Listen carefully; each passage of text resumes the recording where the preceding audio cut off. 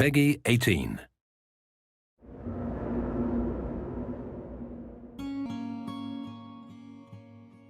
When we developed the first metro, I think the main idea was to create something extraordinary. It was completely like unknown, uncharted territory. We created something from scratch, just a small group of guys.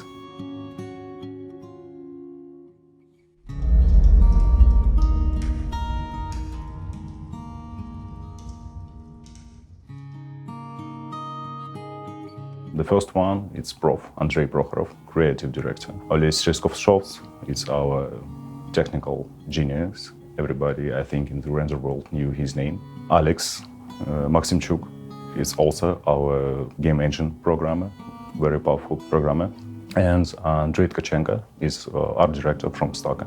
Their names give the name of this company. Team was created in GSC Game World time, later just moved to Foray.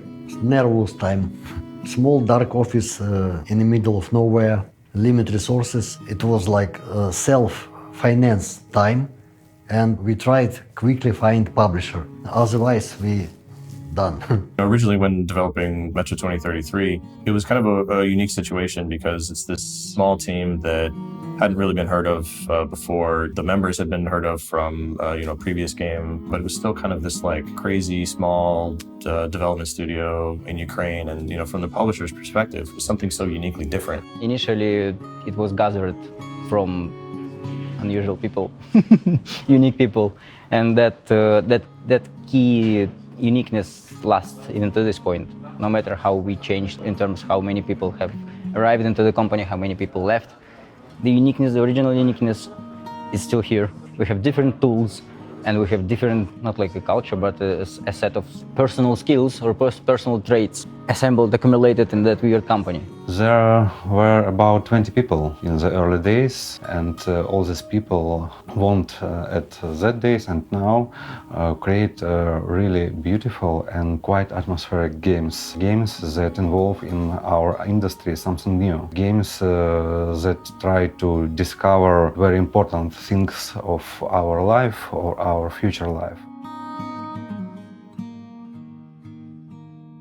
We already have a lot of experience with Stalker, which was mostly open world oriented. And when we finish this project, we feel that we want more power on this narrative-driven gameplay to put this atmosphere of Stalker, of this abandoned beauty, and fill it with some very great narration. I really like novel of Gluchovsky. It's a really cool idea, hiding from nuclear war. Idea of metro tunnels give us perfect setting to create linear cinematic game. First, we finished first outdoor level. First, these frozen ruined streets of Moscow. It was like a completely stunning experience for us.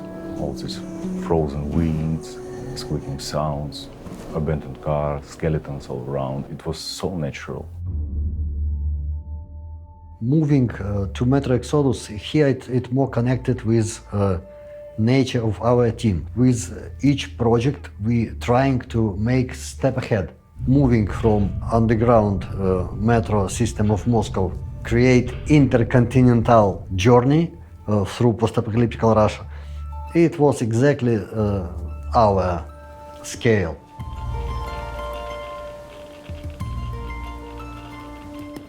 Metro Exodus is a story-driven, epic post-apocalyptic shooter.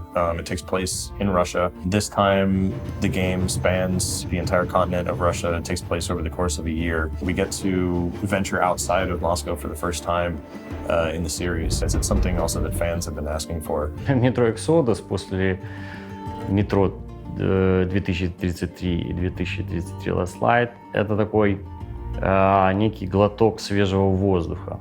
Когда мы ходили два проекта по туннелю, наконец-то мы открыли люк на поверхность, вышли. И, наверное, как это было показано в трейлере самом первом, когда главный герой Артем снимает маску, наконец-то чувствует этот свежий воздух, и перед ним открывается яркая картинка. The idea of this new metro was crazy. How do we even achieve such a scale? this metro linear roller coaster to this journey across the huge wasteland with different seasons. But everyone was so excited about it. We need different season, we need 1 year, we need different situation. Every fear, they just like vanished, and like this train, like Aurora, began to speed up and build and build and build. Let's move out, Artyom. Вроде бы все понятно. Должна быть большая локация. Насколько может быть мир другим, прекрасным и интересным в разных красках, показать межсезонье. В общем-то, ну, такой сделать большой-большой шаг вперед вдаль. Every season should have this own unique face to present to player, to feel it completely. So if we're making autumn, we need a lot of trees. We need nature, because nature and autumn is perfect. But if we put some metro stuff in it, it will be just amazing. If we're making summer, it should be heat, it should be desert storms, it should be all these rusty ships just lying on the ground.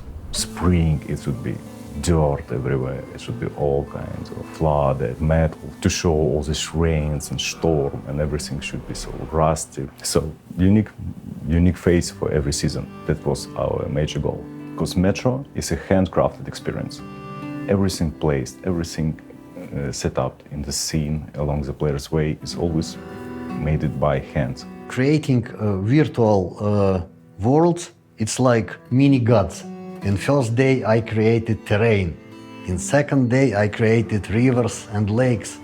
In fourth day I created forests. In fifth day I put monsters and people there. It's a really cool profession. That's why working hard here, it's not something that we suffering here. No, we are doing that because it's really cool. We want most freedom. Freedom for us, freedom for players, freedom for our dreams. Ну, такая немножко сумасшедшая команда. Работать сложно, но весело. Like we always feel ourselves on the edge. Sometimes it was so hard moments for company, for people, for team members. And we always find the way to get through, no matter how bad. I think that was the beginning of this underdog Spartans like movement. We are Spartans, we have to stand and fight. Basically, we are achieving all goals which we set to ourselves in 2005 and continue to achieve them. So we are not going to stop. If early days it was brave Spartans with flame in the heart, now it's professional warriors, but still with flame in the heart.